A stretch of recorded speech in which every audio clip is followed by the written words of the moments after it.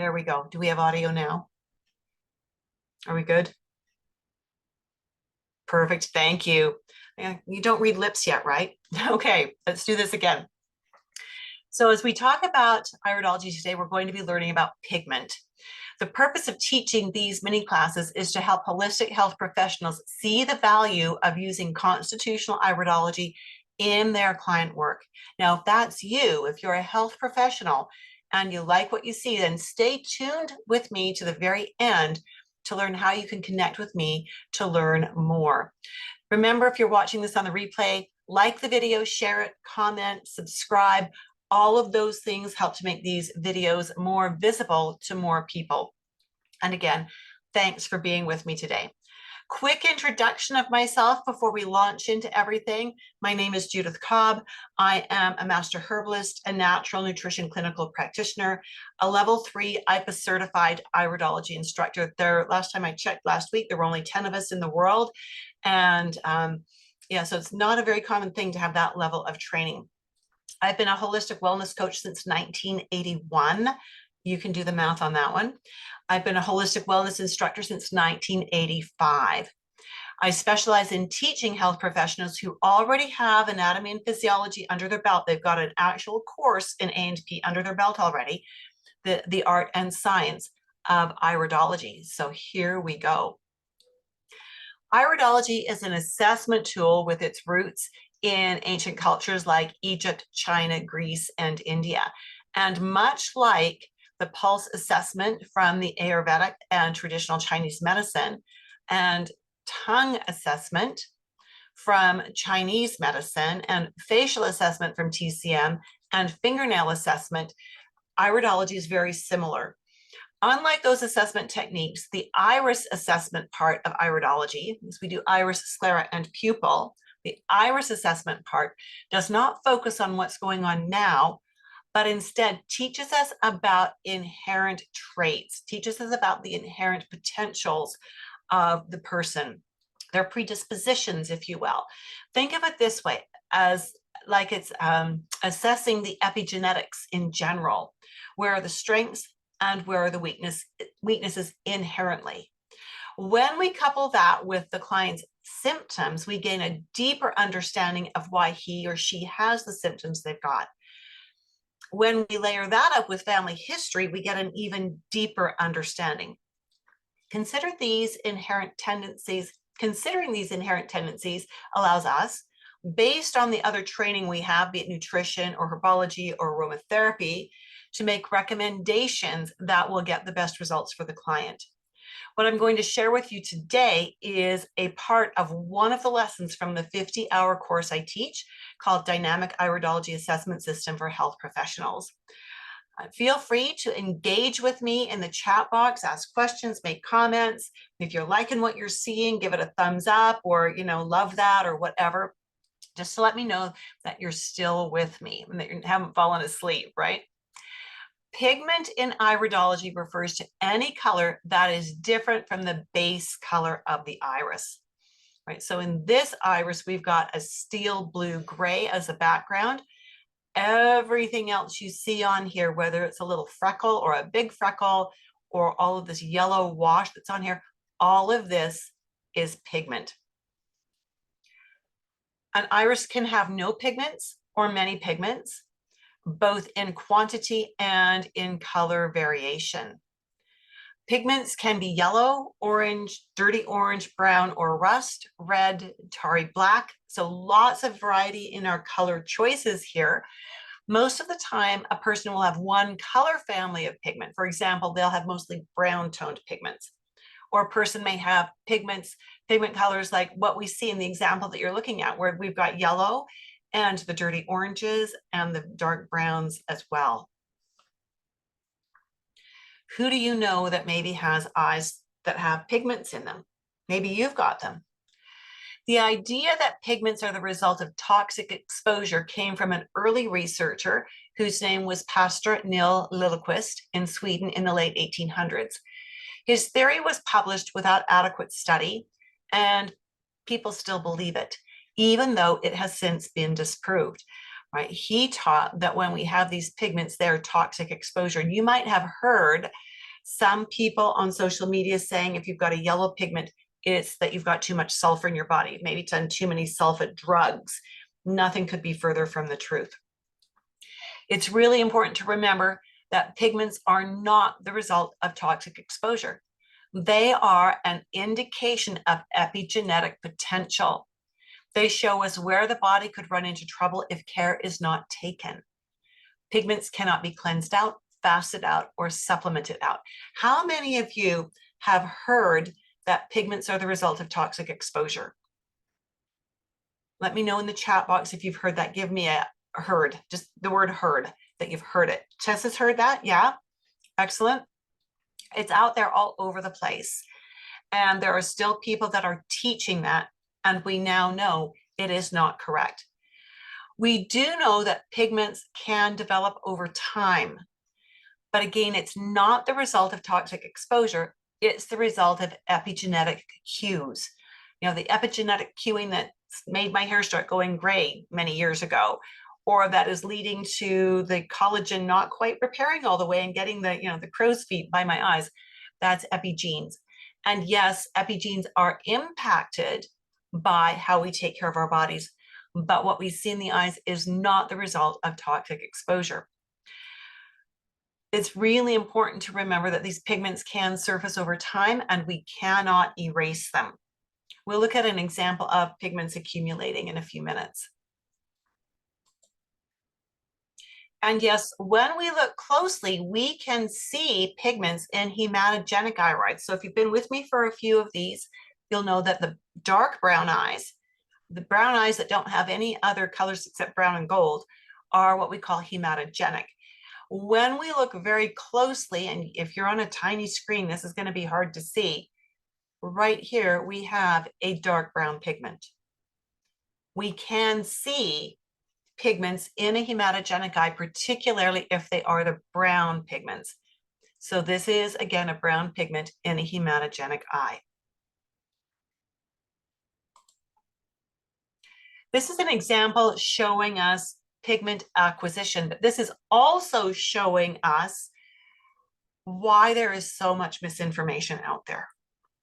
When we look at these two images, how many of you have seen things on social media or on YouTube or whatever that would have said that the dull color of this eye becoming the brighter color of this eye, and we're going to make sure that these are the same eye, would indicate that this person had done some cleansing and had brightened up their eyes? Have you heard that you can brighten up your eyes by cleansing? You can change your eye color by cleansing. If you have, give me cleansing in the chat box. If you've heard that you can change your eye color by changing your diet or by taking different herbs. Have you heard that? So these are my husband's eyes, and let's match things up. We've got this pointy bit here that is right here. We've got this lacuna right here, which is sitting right here, right? We've got this one, which is right here. Okay. We've got this stuff, all these little bits of crypting here, sitting right here. Okay, so this is the same eye. It's the same person. These photos were taken 20 years apart. Why are they such different colors? There's a couple of clues right here. Our light source is different. The color of the light that you shine on the eye is going to change the iris color. Tessa, you landed on this perfectly. Not so much camera quality, but camera itself. Different brands of cameras shoot color differently, right? Different digital cameras, and I've proven this time and time again, that different cameras shoot color differently, and then your output device, whether it's your computer screen or your photo printer, output the information differently. So we can never use these as a before and after saying, oh, look at, he's cleansed, his eyes are much brighter. Look at the skin tones even, right? So this is telling you his skin is not nearly this pink, it's really more this color. this is telling you that my newer camera actually shoots a little to the bluer side, which is going to give us deeper pinks and bluer blues, right? So knowing that, let's look at the other thing that we see here. A couple of things. Number one, both of my cameras are handheld. They aren't on a big fancy stand, which means that I may not hold the camera entirely level, which is why it looks like all the markings have rotated a couple of degrees clockwise. Okay, that's just shooting errors on my part. I am only human after all.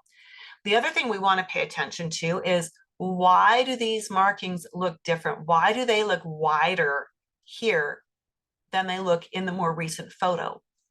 That has to do with the pupil size. I want you to think about this for just a moment.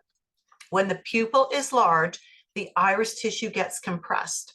What happens if you've got a balloon and you squeeze the ends of it? It's going to expand the other way, correct? That makes sense? If that makes sense, give me balloon in the chat box. That's what's happening here. We're squeezing these lacunae from one end and we're compressing them, which makes them expand this way. They haven't changed shape. The pupil has pushed the fiber structure around a little bit. So when the pupil is smaller, yeah, this is making sense. So good. Oh, Cassandra, love the balloon icon. When the pupil is smaller, it's going to stretch the tissue out. What happens if you have a balloon and you start pulling it? It gets narrower. It gets longer and narrower, right? That's exactly what we see here. There are many people who would have you believe that this to this is an indication of healing that has happened, when in reality, it's an indication of a change in the intensity of the lighting that was used to get the photograph. Okay. So we need to know these things as we go into this. Now we can come down and see what we want to see about pigment. This was taken when my husband was about 45. And this was taken a few years ago when he was 65. Notice that in the first photo, there is no pigment down here between 30 minutes, if we're doing a 60-minute clock, between 30 minutes and about 42 minutes. There's no pigment in there, at least not this pigment, not this dark, murky, purplish. It's a really dark purpley color in this image, which suggests to me that with more accurate lighting, it would probably be more of just a brown color. All right. So this has built over time. Epigenetically, it has built over time. Okay, and today we're going to talk about two different pigment colors. We're going to talk about brown pigments and yellow pigments. We're not going to do orange, dirty orange, black, red. We're not touching on those because we don't have time to do all of that. Are we good with the concept of pigments can build over time? If you're good, give me a thumbs up on that one. Yes, yes, fantastic. Okay, now, I mean, this is my husband we're talking about. Do you think I'm going to feed him fairly clean food? Do you think I've got him on a really good herbal vitamin program? Do you think I kind of nudge him a little to stay really active? He likes being active, so it doesn't take a lot of nudging, right? I'm doing all of these things. He's had no toxic exposures. So why would this develop? Not because of toxicity, but because of epigenetics. Okay. We don't need a high-powered cleanser fast to try to take that out of the eye, because it's not going to. When we see a pigment, here's our brown pigments, big brown pigments, but lots of other colors in this eye, but we're going to focus on the brown ones for today. The pigment tells us two things specifically. Okay. First off is the color of the pigment tells us which organ wants to be the troublemaker.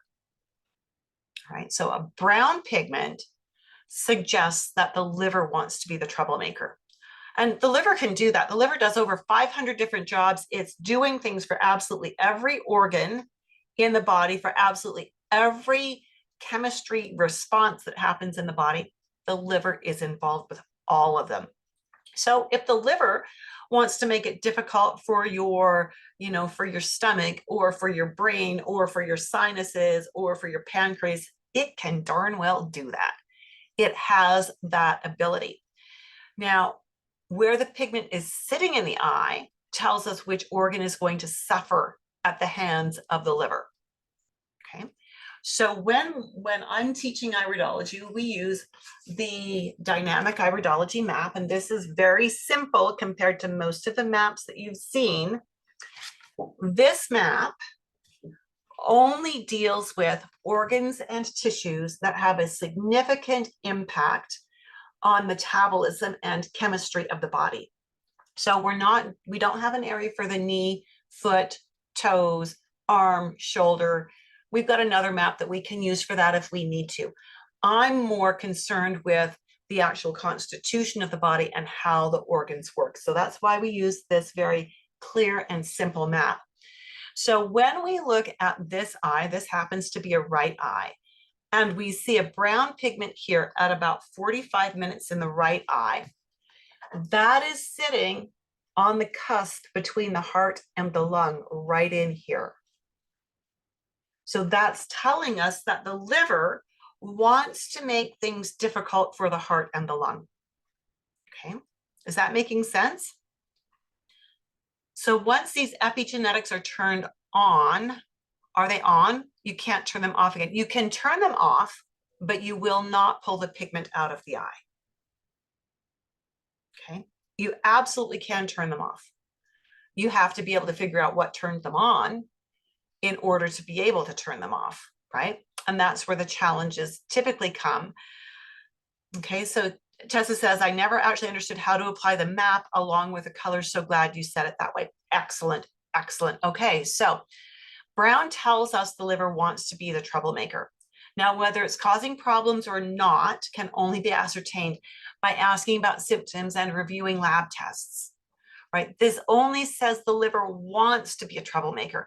Maybe this person is already doing a lot of things very right for their health. Maybe this person has walked away from things that are damaging to the liver and has a diet that is very liver supportive. They might be preventing the liver from causing problems. Okay, and so when we see a pigment, it doesn't mean the liver is causing problems, only that it wants to cause problems. Now, this is where we have to have a really solid understanding of anatomy and physiology, right?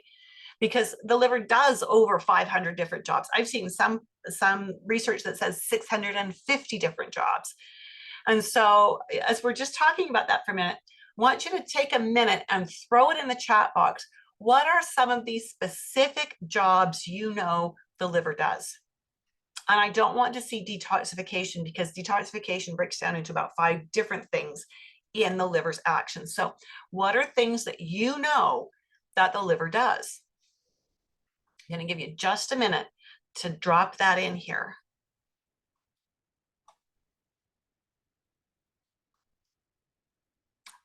Phyllis, it stores glucose. Yes, it does. You get gold stars because most people don't know that one. Good job. That's fantastic. It filters blood. Oh, Cassandra, we need to be more specific. Need to be a little more specific than filtering the blood. It does that, but the blood filtering is several different steps. Each of those is very particular. It produces bile. Yes, it does. Good job, Jackie. Excellent. Yeah, it produces bile. Tessa, it does something with the hormones, but that again is several different things. That breaks down into several different things. Can you name one of them? Just one? Okay. This is why we need to know our anatomy and physiology, right? Because we would need to know for this person how the liver could possibly impact the heart, the lung, and actually that's bumping down against the thymus as well. We've got this one sitting in that, this would be the pancreas region. How would liver affect pancreas? We've got this one sitting in pancreas and spilling over into the liver itself. So the liver wants to make its own life difficult. Do you know any people who make their own lives difficult? Well, your liver wants to do that in this person. This person's liver wants to do that. So yeah, so really important that we have that anatomy and physiology to understand when we see a pigment, where it's placed, how it could possibly create a problem for that organ. Okay. So in truth, if the liver isn't working well, it can affect any other organ or organ system, right? Absolutely. Absolutely. You need to be able to correlate symptoms with the possible root of the problem in order to make sound recommendations, right? So your client may not come in saying, I've got a liver problem, but they might come in saying, you know, my energy is just a roller coaster ride all day and I'm craving sugar all the time. And our first thought is to go after the pancreas. Certainly, there probably needs to be some dietary work and some other lifestyle work. But the first response is to go after the pancreas until we look at the eyes. And if we see a brown pigment sitting in that pancreas area, the pancreas is only the messenger. The liver is the problem, right? So we probably need to deal with that liver very soundly and maybe give the pancreas a little bit of love while we're getting things fixed here, right? So I really appreciate that my constitutional iridology teacher, Bill Cardona, taught me over 30 years ago that the irides don't give us answers. They teach us what questions to ask. I lean on that constantly. So here in this eye, we see a large brown pigment and it's sitting in the kidney reaction field. So let's break this down. What are some symptoms that you might see if the liver is not happy? Jennifer, I love the way you've described that. The liver is the center of strategic planning and supply, right? It is the supply chain. It sends things out and it's the clearinghouse for things that come back. It is so busy. That's a great way of putting the center of strategic planning. That sounds good. What are some symptoms that you might see if the liver's not being happy? Oh, and from TCM, Jennifer says it controls the smooth flow of chi. Very nice. Very nice. Thank you for that. Okay, what do you see if the liver's not happy? Want to see some answers here in the chat box. I'm going to get a sip of tea while you type like crazy to get that in there.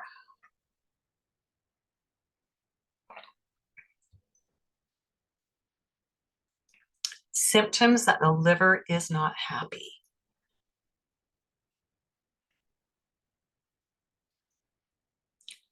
I'm going to leave that question hanging. High cholesterol could be a part of it. Yes. High sugar could be a part of it. Yes. Okay, now we've got them coming in. It can create zits on the proper zones in face. Yeah, you can have, there are zones on the face where it's more about liver. Yeah. Fatigue. Oh, these are good answers. Good job. Okay, so what are some symptoms that the kidney is not happy? Phyllis says liver could be jaundice as well. Let's move to the kidneys. What are some symptoms that the kidneys might not be happy?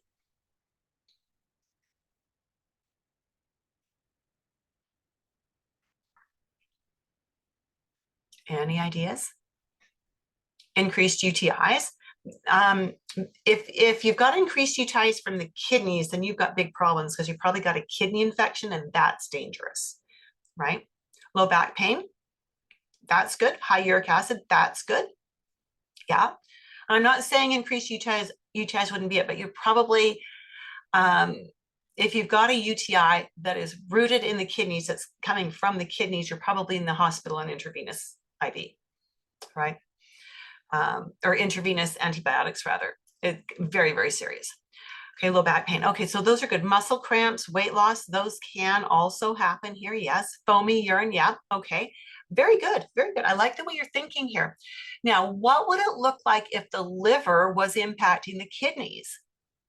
See, this is how we need to think as iridologists. What would we see? What might we see if the liver was impacting the kidneys?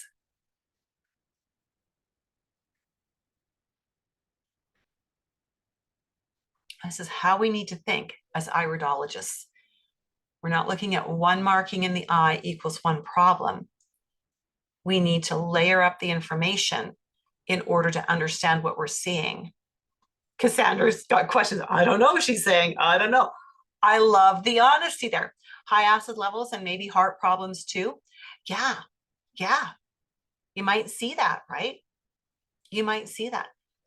You might actually see if the liver's not doing its job properly because the liver prepares the contents of the blood that have been filtered out, that have been taken out, that have been cleansed out. It prepares those and puts them back into the blood so the kidneys can remove them. So we might see any number of issues with what is the profile of the urinalysis. We might see all kinds of tissue function interruptions. We might see blood pressure issues. We might see fluid retention. We might see itchy skin, right? Maybe darker urine, yeah, especially if they're not drinking an appropriate amount of the right kinds of fluids. Protein digestion problems. So that's going to go back even one level further, back to the stomach. How can stomach impact liver, impact kidneys? What would we see, right? This is how we need to think as iridologists. It's not one marking is one thing.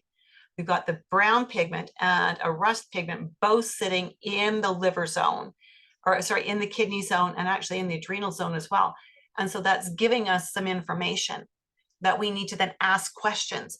This is where we might want to see, did our client bring lab tests in that we can look at? Does the client have a diagnosis from the doctor? Not that we believe every diagnosis we see, and not that we can change a diagnosis unless you're a licensed medical professional, but sometimes that gives us insight as to what the doctors were thinking and why they've taken things in a specific direction. If this client doesn't have any symptoms at all, none whatsoever, and the client has a healthy lifestyle, they're doing really good things for their body, then the pigment is simply letting us know where issues could arise. So think of it as a warning for her to behave herself. If she has symptoms, though, we now understand the basics of the physiology, how the liver and the kidneys should work together and how they are not. And from there, we can dive deeper into nutrition, supplements, lifestyles, through different patterns and beliefs, and lots of different angles we can take to help the liver and the kidneys come back into a good balance. Does this make sense? If this makes sense to you, give me a makes sense in the comments box. This is how I teach iridology. I introduce a concept, then we apply it in practical cases, because the goal here is not to just teach you markings.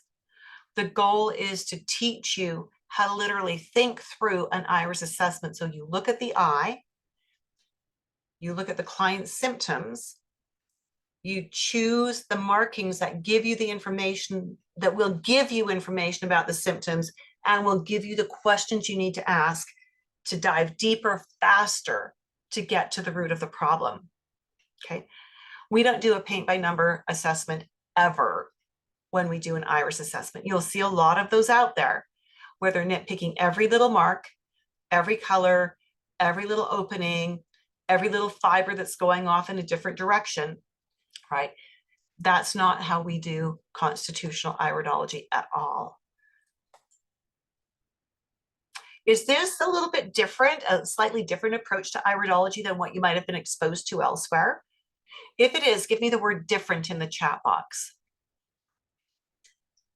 Sometimes the pigment is a wash instead of a freckle, right? So this is what I would consider a wash. We don't have a freckle. So this is different information for a few of you. This is good. This is good. Are you feeling like you're getting a perspective that might be helpful to you? I hope so. And if you are, just give me the word helpful in the chat box. So the same process applies when we have a wash as when we have a freckle of a pigment, right? So here again, we need to think about what is the pigment color, where is it sitting, and how could that influence what in the body? So we always start out with asking the client, what do they want help with? What is the symptom? They always start out with one, but by the time you're done, they've got 6.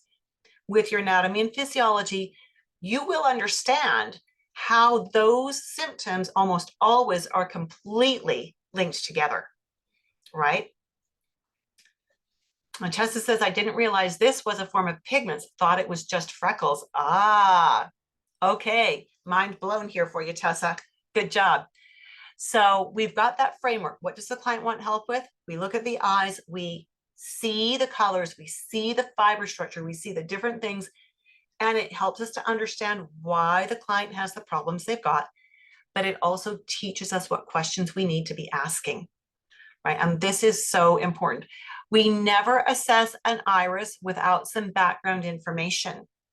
I know you've all seen people on social media saying, send your pictures in, I'll give you an analysis. And you'll see whoever's doing the analysis will just list off long lists of markers, long lists of potential problems, and long lists of homework without knowing anything about the client.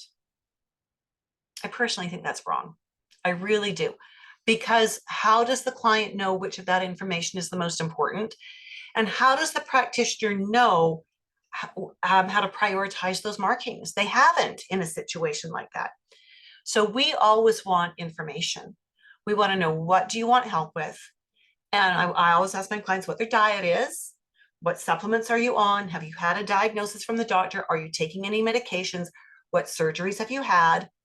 I want information because it's going to help me fine tune the iris analysis. And again, that's how I teach.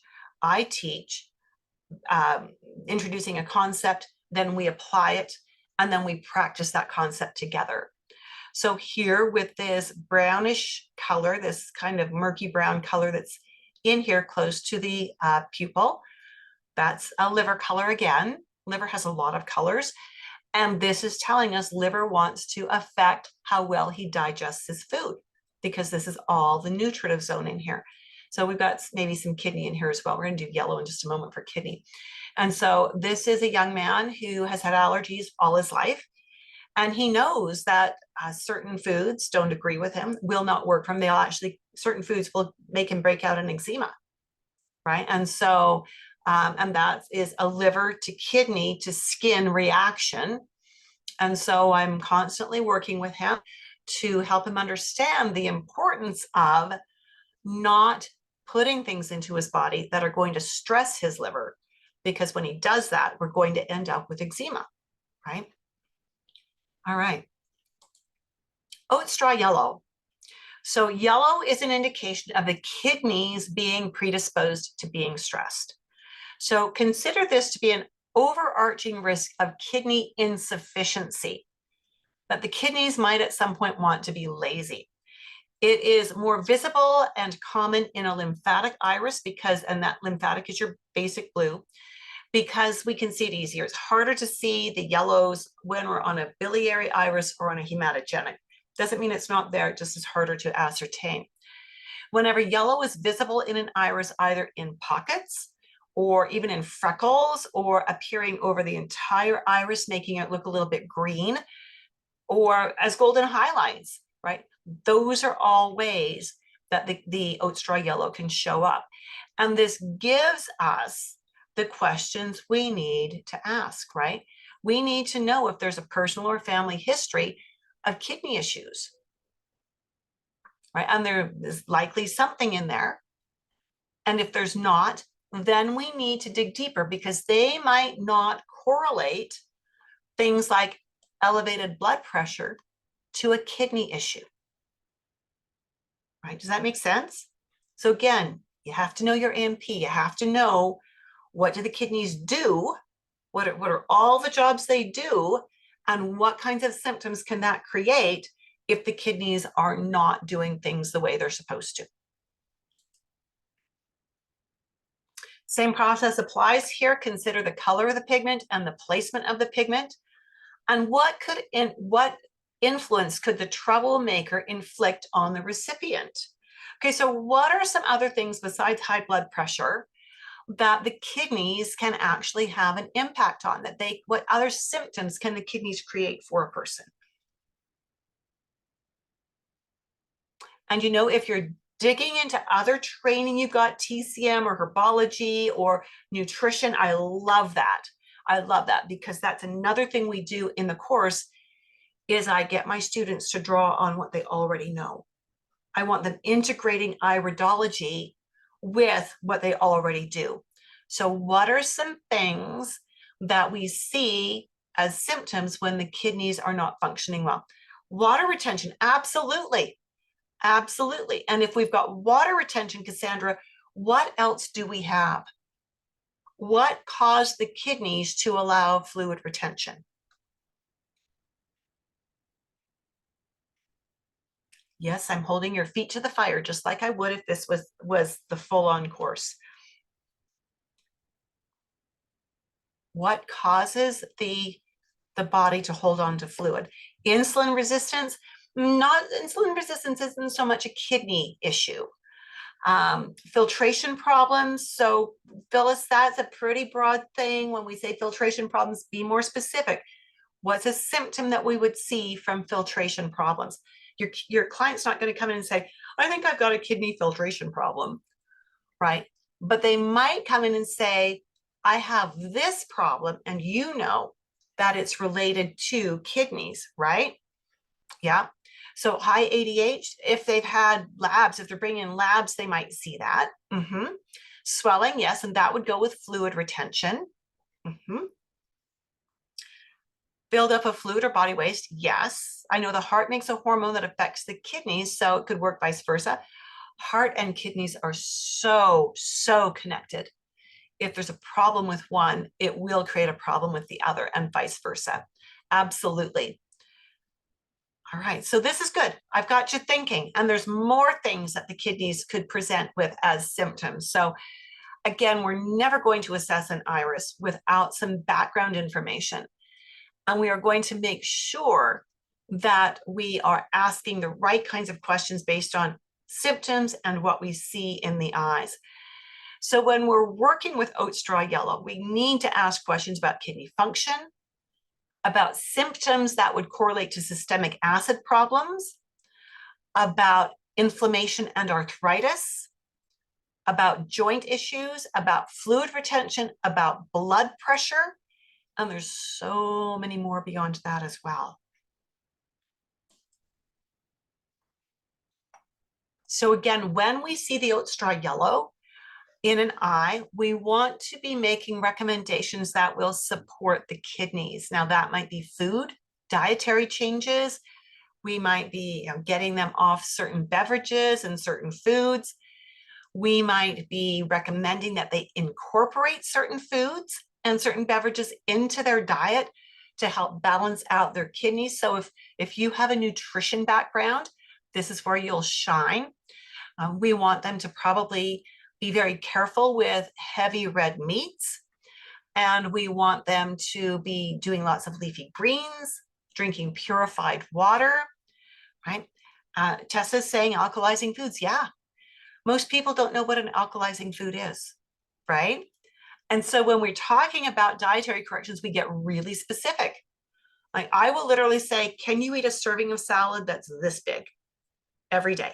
So your cereal bowl times 3, right? Or a small mixing bowl heaped up, or your dinner plate heaped up 3 inches high. All of that is salad, right? I give them really concrete ideas of what alkalizing is.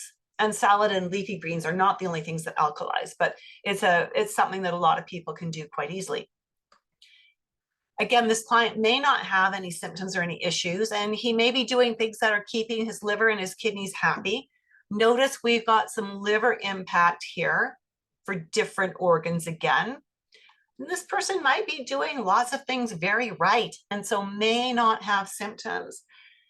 I am still going to begin gently getting them to reshape their diet if it needs to be reshaped. And I'm going to be really on the sarcastic side here. If this person is doing Twinkies and soda pop for breakfast, I'm going to start coaching them about what would be better choices for breakfast. I may not say this is to support your kidneys or this is to support your liver. I will simply say this is about long-term wellness. Because if they don't have any problems, they're not motivated to change. Does that make sense? Problems make us motivated, right? If we don't have any problems, we think we're okay, we're not going to change. But if we can say long-term wellness, we've talked about what is your family history? Is there anything running in the family? And they go, yeah, dad had heart disease, mom had type 2 diabetes, everybody was obese. Then for me to say long-term wellness, is going to carry some weight. They can relate to that. If she's having problems, we now understand the basics of physiology and how the liver and the kidneys work together and how they might not be. And again, from there, we can be even more focused in making those specific recommendations for the nutrition, the supplement, the lifestyle, their thought processes, their beliefs. And we can, introduce herbs to them if they're open to that. We can do so many things that will begin correcting the issues and bringing the body back into balance. Is this making sense? What do you think? What do you think? Does this sound like a way that would work for you? Actually, I want to ask a question. How many of you are already working with clients? If you are, just give me clients in the chat box. How many of you see clients in whatever capacity of holistic health professional you do?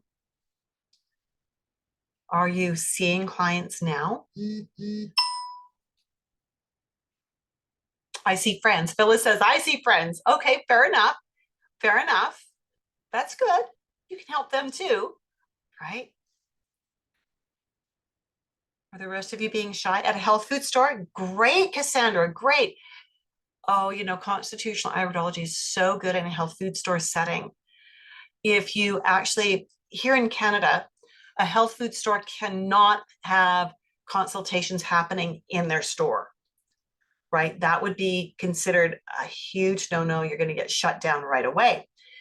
But if you're helping people on the sales floor, then you're standing with them. You're within a couple of feet of them. You can see their eyes, and it's easy enough to see if they've got lymphatic, biliary, or hematogenic. And it's easy enough then, they're asking for your help to find a specific supplement, and you just be pleasant, looking them right in the eye, making good eye contact, communicating with them. And you're saying, yeah, we've got that over here. Would you be comfortable telling me why you're looking for this supplement?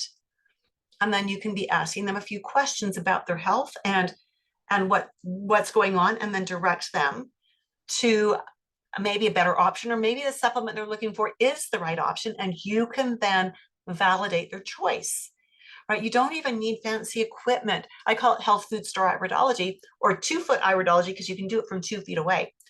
If we want to get much more lasered in, looking for finer details, of course, you'll need some equipment, but you can totally do this from 2 feet away. When I asked Tessa about clients, Tessa says, no clients, trying to get myself and my family straight first, LOL. Oh, family is the hardest. Just saying, family is the hardest, right? So much. So with that, I'd like to take just a moment to introduce you to the dynamic iridology assessment system for health professionals. Now, you can either grab this link down here, or I can put that in the chat box. Let me just grab this here. And there we go. And Tessa's saying, when I commented about family is hard, I've noticed, and so glad I'm not the only one. Oh, heavens no. Heavens no. You're not the only one. They either listen or they don't.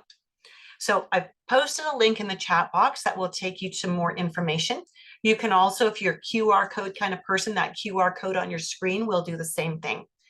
The next course start date is February 27th. And with that, this is who needs to be in the course and some details about the course. If you've got a college level A&P course already done with a grade of 80% or better, you qualify to take the course.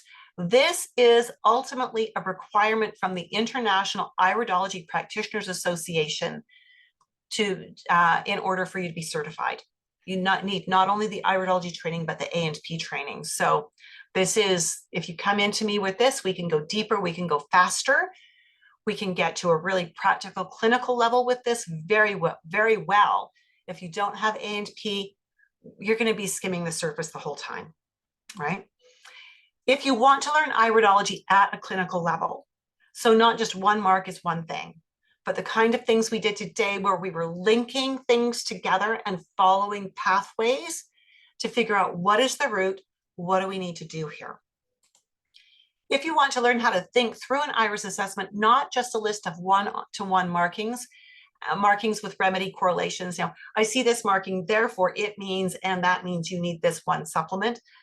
I get a little bit cranky when I see that kind of iridology, because this is where I've had clients come into me who have been to other practitioners and they've got like $1,000 worth of supplements and they don't know how to use them.